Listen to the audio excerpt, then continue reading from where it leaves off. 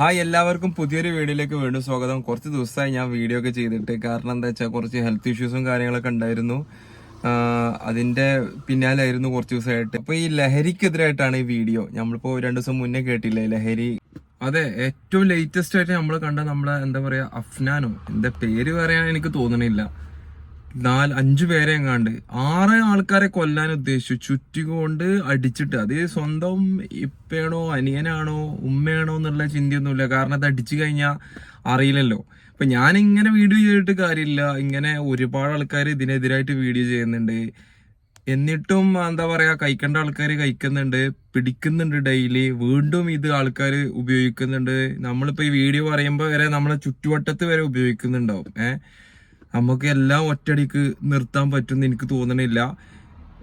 എന്താ പറയാ, നമ്മൾ ചെയ്യരുത് എന്ന് പറഞ്ഞിട്ട് കാര്യമൊന്നുമില്ല. ഇതിനു വേണ്ടിയിട്ട് മെയിനായിട്ട് എനിക്ക് പറയാനുള്ള എന്താ വെച്ചാൽ, ഈ സിനിമകളിലൊക്കെ ലഹരിന്റെ സീനുകൾ കംപ്ലീറ്റ് ഒഴിവാക്കുക.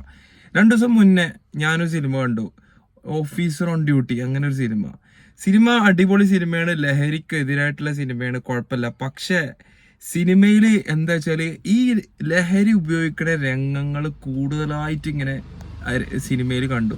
എന്റെ വ്യക്തിപരമായ അഭിപ്രായമാണ്, ഇങ്ങനത്തെ രംഗങ്ങൾ ഒരിക്കലും സിനിമയിൽ ഇടരുത്. ആ ലഹരി ഉപയോഗിക്കുന്നതും അത് കഴിഞ്ഞിട്ട് ചെയ്യണ കാര്യങ്ങളൊക്കെ ലഹരിക്കെതിരായിട്ട് സിനിമന്റെ കഥ, ആ രംഗങ്ങളുണ്ടല്ലോ, ഒരുപാട് രംഗങ്ങൾ.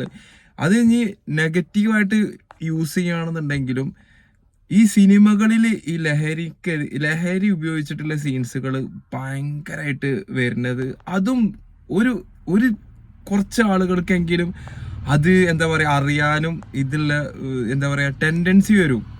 എല്ലാവരും നമ്മളെ മാതിരിയല്ലല്ലോ ചിന്തിക്കണേ. ചെറിയ കുട്ടികളൊക്കെ, ഇപ്പോ ടീനേജ് ആൾക്കാർക്ക് ചിലപ്പോൾ അത് കാണുമ്പോൾ അങ്ങനെയാണോ അറിയാത്ത ആൾക്കാർക്ക് അത് അറിയണമെന്ന് തോന്നും. അപ്പൊ സിനിമകളിൽ കംപ്ലീറ്റ് ഈ ലഹരിന്റെ സീൻസ് ഫുള്ളായിട്ട് ഒഴിവാക്കണം. അതിന്റെ നെഗറ്റീവായിട്ട്, ഇപ്പൊ ലഹരിക്കെതിരായിട്ടുള്ള സിനിമയാണെങ്കിൽ പോലും ലഹരിന്റെ സീൻസുകൾ വെക്കുമ്പോൾ അത് അറിയാനായിട്ട് ആൾക്കാർക്ക് താല്പര്യം തോന്നും, പ്രത്യേകിച്ച് ചെറിയ ആൾക്കാർക്കുള്ള അങ്ങനത്തെ സീനുകളും. പിന്നെ ഈ മാർക്കോ പോലത്തെ സിനിമ, അതിലുള്ള ഫൈറ്റിങ്സും കാര്യങ്ങളൊക്കെ ഉണ്ടല്ലോ. ഫൈറ്റിംഗ് എന്നൊക്കെ പറഞ്ഞു കഴിഞ്ഞാല് ഇതൊക്കെ ഈ ചെറിയ ചെറുപ്പക്കാര് ഒരു ഭയങ്കര ഹീറോ എന്നുള്ള ഇത് ലേബല് കാണുമ്പോൾ എന്താ ആൾക്കാർക്ക് ഓർമ്മ വരാം? 4 ആൾക്കാരെ തല്ലണത്, അടി ഉണ്ടാക്കണത്, നാട്ടില് പ്രശ്നം ഉണ്ടാക്കണത്, അവരാണ് ഹീറോ. ഈ കുട്ടികളുടെ മനസ്സിലെ ഹീറോ അവരാണ്. അതാണോ ശരിക്കുള്ള ഹീറോസ്? അല്ലല്ലോ. ഹീറോസ് എന്ന് പറയുന്നത് എന്താണ്? നാട്ടിലുള്ള എന്താ പറയാ പ്രശ്നങ്ങളൊക്കെ ഒഴിവാക്കി സമാധാനത്തിൽ ഒത്തുതീർപ്പുണ്ടാക്കി ഇങ്ങനത്തെ ആൾക്കാരല്ലേ സമൂഹത്തിലെ ഹീറോ ആക്കിയിട്ട് നമ്മൾ കൊണ്ടുനടക്കേണ്ടത്. ഈ കുട്ടികളെ മൈൻഡിൽ അങ്ങനെയല്ലല്ലോ. നമ്മൾ കുറച്ച് മുതിർന്ന ആൾക്കാർ മാറി ചിന്തിക്കുകയാണെങ്കിലും കുട്ടികളെ മൈൻഡിൽ അങ്ങനെയല്ല.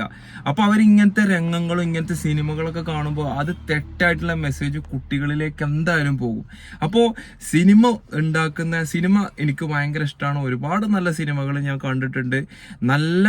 നല്ല കഥകൾ, അടിപൊളി കഥകളിലെ സിനിമകളൊക്കെ മലയാള സിനിമയിൽ ഒരുപാട് വരുന്നുണ്ട്. എനിക്കിഷ്ടമാണ്. പക്ഷെ എൻ്റെ റിക്വസ്റ്റ് എന്ന് പറഞ്ഞു കഴിഞ്ഞാൽ, ഇങ്ങനത്തെ രംഗങ്ങളും ഇങ്ങനത്തെ ഭയങ്കരമായുള്ള വയലൻസ് ഉള്ള സിനിമകളൊന്നും പ്രത്യേകിച്ച് നമ്മുടെ മലയാള സിനിമകളിൽ വരാതിരിക്കുകയാണെന്നുണ്ടെങ്കിൽ ഭയങ്കര ഉപകാരമായിരിക്കും. അങ്ങനത്തെ സിനിമകൾ ഇവർക്ക് എന്താ വെച്ചാൽ ഇത് മാത്രം മതിയല്ലോ. എന്താ പറയാ, പൈസ മാത്രം മതി, പ്രൊഡ്യൂസേഴ്സിന് പൈസ മതി, എന്താ പറയാ മാർക്കറ്റ് വാല്യൂ മതി. പക്ഷെ നിങ്ങൾ ചിന്തിക്കേണ്ട ഒരു കാര്യം, എല്ലാവരെയും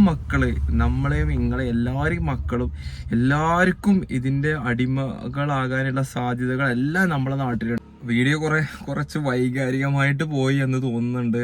നമ്മളൊരു പ്രതിഷേധം എന്നുള്ള രീതിയിൽ എന്താ പറയാ, നമ്മൾ കുറച്ച് ഓപ്പൺ ആയിട്ടാണ് സംസാരിച്ചപ്പോൾ അങ്ങനെ ആയിപ്പോയി.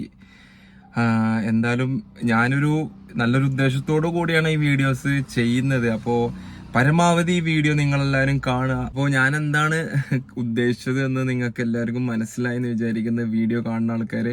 പിന്നെ ഈ ചാനൽ ആദ്യമായിട്ടാണ് കാണണമെങ്കിൽ തീർച്ചയായും നിങ്ങൾ എൻ്റെ ചാനൽ സബ്സ്ക്രൈബ് ചെയ്യണം. ഒരുപാട് വീഡിയോസ് ഞാൻ ചെയ്തിട്ടുണ്ട്. വീഡിയോസൊക്കെ ചെയ്യണം എന്നാണ് ഭയങ്കര ആഗ്രഹം. സമയപരിധിയും അങ്ങനത്തെ കാര്യങ്ങളൊക്കെ കൊണ്ട് എന്താ പറയുക വീഡിയോ ചെയ്യാനായിട്ട് പറ്റുന്നില്ല. എങ്കിലും ഞാൻ വീഡിയോ പരമാവധി യൂട്യൂബിൽ വീഡിയോ ചെയ്യണം എന്ന് തന്നെയാണ് എൻ്റെ ആഗ്രഹം.